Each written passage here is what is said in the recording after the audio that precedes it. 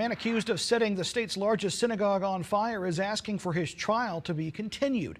On Friday, an attorney for Spencer Pittman asked that the April 6th criminal trial be postponed to give him additional time to review discovery materials, meet with the defendant, and investigate the alleged charges. Of course, that coming from his attorney. Pittman is charged with 3 counts in connection of setting a Beth Israel congregation building on fire back in January.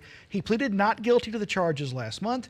If convicted on all 3 counts, he faces up to 50 years in prison and $750,000 in fines.